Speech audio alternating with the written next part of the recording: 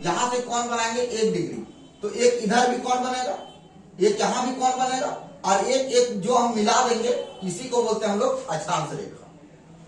तो 1 डिग्री और 1 डिग्री ऐसे मिलते जाएगा, इसको हम लोग क्या बोलेंगे अक्षांश रेखा। जैसे यहाँ दो, यहां से कौन बनाएंगे तो 2 डिग्री का कौन बनेगा, फिर यहां से भी हम लोग बनाएंगे तो 2 डिग्री का कौन बनेगा, दोनों मिल जाएगा तो अक्षांश रेखा हो गया। तो दो कोणीय दूरी को मिलाने वाली रेखा को क्या कहते हैं, अक्षांश रेखा कहते हैं।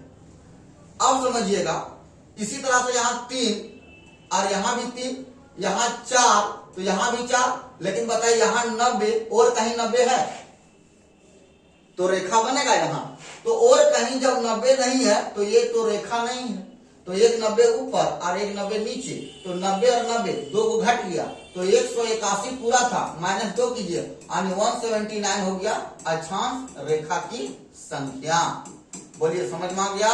तो बताए अक्षांश रेखा की संख्या पूछेंगे तो 179 और अक्षांश का कोणीय पूछेंगे तो 181। क्लियर है। चलिए अब समझिएगा, अब आपसे क्वेश्चन पूछेगा कि ये अक्षांश है, ये भी अक्षांश, यहाँ अक्षांश है, ये अक्षांश है, सब अक्षांश है 1 2। अब आपसे पूछेगा कि दो अक्षांशों के बीच की दूरी कितनी होती है, तो दो अक्षांशों के बीच की दूरी होती है 111 किलोमीटर, 111 किलोमीटर। तो समझिए प्रत्येक दो अक्षांशों के बीच की दूरी कितनी होती है, तो देखिए एक अक्षांश एक अक्षांश, इसकी बीच की दूरी पूछ रहा है तो 111 किलोमीटर, इसकी बीच की दूरी 111 किलोमीटर, सब 111, टोटल 111 किलोमीटर है। प्रत्येक दो अक्षांशों के बीच की दूरी कितना है 111 किलोमीटर।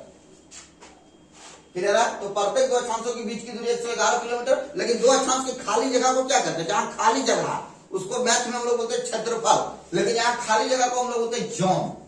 तो दो अक्षांश की खाली जगह को क्या बोलते हैं, जोन या कटिबंध कहते हैं। जोन या क्या कहते हैं, कटिबंध। तो अगर हम लोग यही चीज देखें तो हम लोग देखते हैं कि कटिबंध जो होता है वो कटिबंध 3 प्रकार के होते हैं। कटिबंध 3 प्रकार।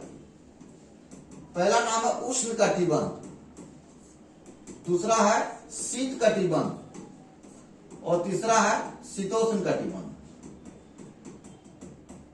कटिबंध 3 प्रकार के कौन कौन बोलिए एक बार, उष्ण कटिबंध, शीत कटिबंध, शीतोष्ण कटिबंध।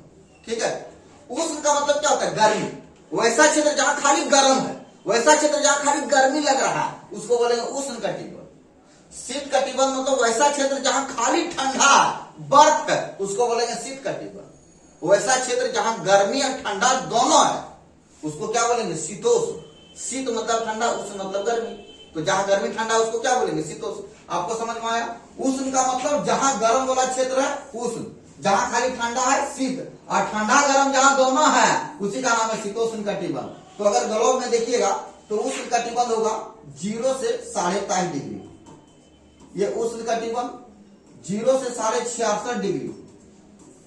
शीत कटिबंध 0 से 66.5 शीत कटिबंध नहीं, सॉरी 0 से 66.5 जो है 0 से 23.5 उष्ण कटिबंध। शीत कटिबंध होगा 66.5 से 90 डिग्री शीत कटिबंध, और जो बीच में बचा 23.5 से 66.5 डिग्री ये कौन कटिबंध है, यही है शीतोष्ण कटिबंध। चलिए देखते हैं हम लोग।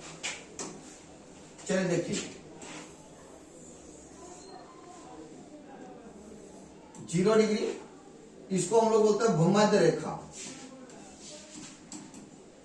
भूमि के बीचों बीच जो लाइन दिया भूमध्य, भूमध्य मतलब होता है भूमि के बीचों बीच, ये पूरा जमीन है, इसके बीचों बीच एक लाइन दिया भूमध्य रेखा, भूमध्य रेखा इसको कहते हैं। अब अगर आगे जाइएगा ये रेखा जो है इसी का नाम है कर्क रेखा, और इधर है मकर रेखा। ठीक है। इधर है आर्कटिक वृत्त और इधर है अंटार्कटिक वृत्त। तो ये 0 डिग्री, ये 23.5 डिग्री है, यहां 66.5 डिग्री है, और यहां है ध्रुव, ये है 90 डिग्री, और अंटार्कटिक में है, यहां भी ध्रुव है 90 डिग्री, इधर है 23.5 डिग्री 66.5 डिग्री। आर्कटिक वृत्त, अंटार्कटिक वृत्त, कर्क रेखा 23.5 डिग्री, भूमध्य रेखा 0 डिग्री, मकर रेखा 23.5 डिग्री, अंटार्कटिक वृत्त 6.5। अब देखिए हम आपको बोले थे कि वैसा जगह जहां खाली ठंडा है, तो देखिए ये जो जगह आप देख रहे हैं, ये पूरा जगह, ये 66.5 से 90 है, तो इसी जगह का नाम है शीत कटिबंध। ठंडा यहाँ ज्यादा है, और यहाँ से एक हवा चलती है जिसका नाम है पुरगा हवा। पुरगा हवा ये टुंड्रा प्रदेश से चलने वाली एकदम शीतलहरी हवा, एकदम ठंडी हवा है जो खाली शीत कटिबंध से चलती है, इसीलिए इसका नाम पुरगा हवा है।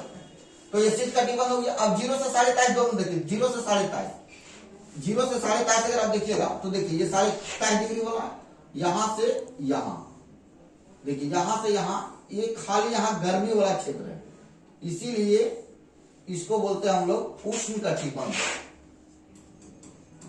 क्या बोलते हैं? उष्ण कटिबंध।